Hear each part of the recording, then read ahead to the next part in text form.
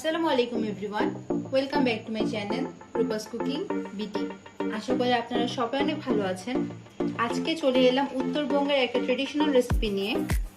আজকে আমি তৈরি করে দেখাবো টাকি মাছ অথবা শোল মাছ দিয়ে শেদলের রেসিপি। যারা উত্তরবঙ্গের মানুষ তারা হয়তো শেদল নামটার সাথে ফ্যামিলিয়ার। তো চলুন কথা না বাড়িয়ে আজকের রেসিপিতে চলে যাওয়া যাক। শীতল তৈরি করার প্রথম স্টেপ হলো আমি হাফ কেজি টাকি মাছ নিয়ে নিয়েছি। এখন এখানে পরিমাণ মতো লবণ ও পরিমাণ মতো হলুদ দিয়ে আমি মেখে নিব। এখানে আমি 2 টেবিল চামচ তেল দিয়েছি। এখন আমি মাছগুলো দিয়ে দিব। আপনারা স্ক্রিনে দেখতে পাচ্ছেন আমি মাছটা হালকা গোল্ডেন ব্রাউন করে ভেজে নিয়েছি। মাছটা বেশি ভাজা যাবে না। এখন আমি মাছটা তুলে নিব।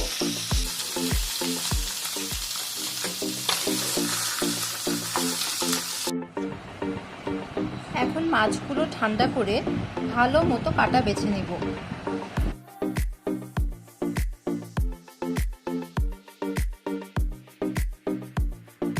আপনারা দেখুন আমি মাছগুলো আলাদা করে নিয়েছি আর কাটাগুলো আলাদা করে নিয়েছি। যেই কড়াইতে মাছ ভেজে নিয়েছিলাম ওই কড়াইতে মরিচগুলো দিয়ে দিব এবং মরিচগুলো ভেজে নিব। মরিচগুলো হালকা ভাজা হয়ে আসতে আমি এখানে রসুন অ্যাড করে দিব।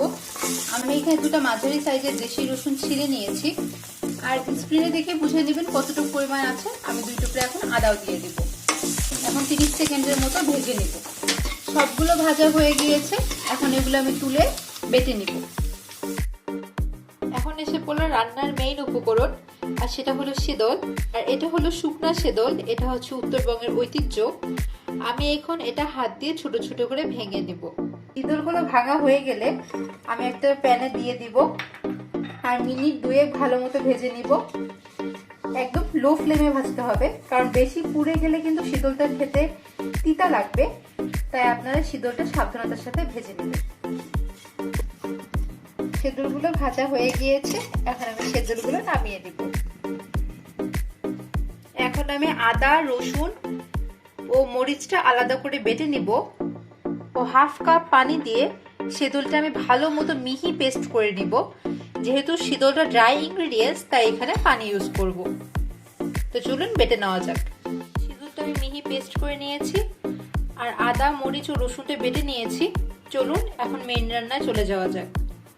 এখন আমি শীতলটা রান্না করে নিব। শীতল রান্না করার জন্য প্রথমে দিয়ে দিব 1/3 কাপ তেল আর দিয়ে দিব 1 কাপ পেঁয়াজ কুচি।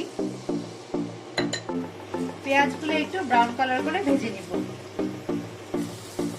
পেঁয়াজটা বেশি ব্রাউন করার দরকার নেই। পেঁয়াজটা হালকা কালার চেঞ্জ হয়ে আসলে দিয়ে দেব মরিচ, আদা, রসুনের পেস্টটা এবং বাটিটা ধুয়ে হাফ কাপের মতো পানি দিয়ে দিব।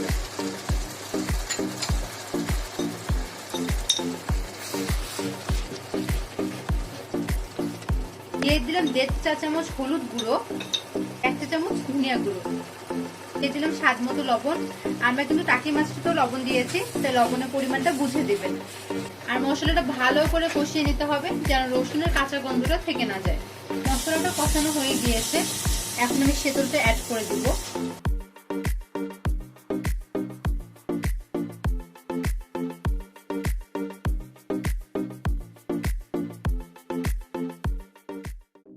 আর এই শীতলটা আমি অনেকক্ষণ ধরে কষাবো, না হলে কিন্তু একটা কাঁচা গন্ধ থেকে যাবে।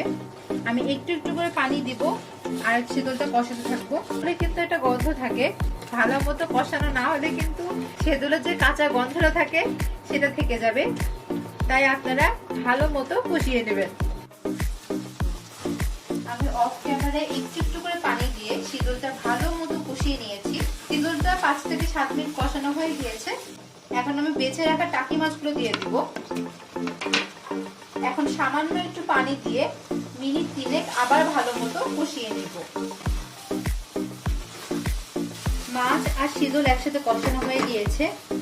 এখন আমি হাফ কাপ পানি দিয়ে দিব।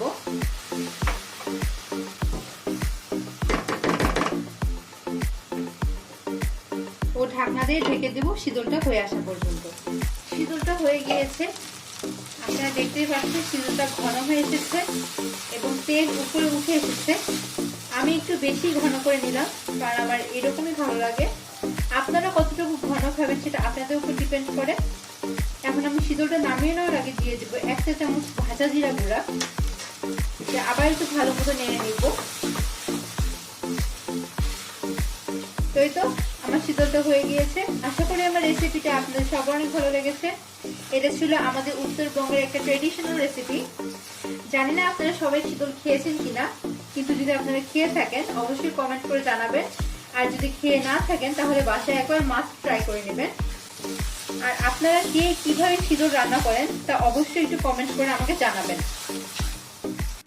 তা আপনারা সবাই ভালো থাকবেন, সুস্থ থাকবেন। আল্লাহ হাফেজ।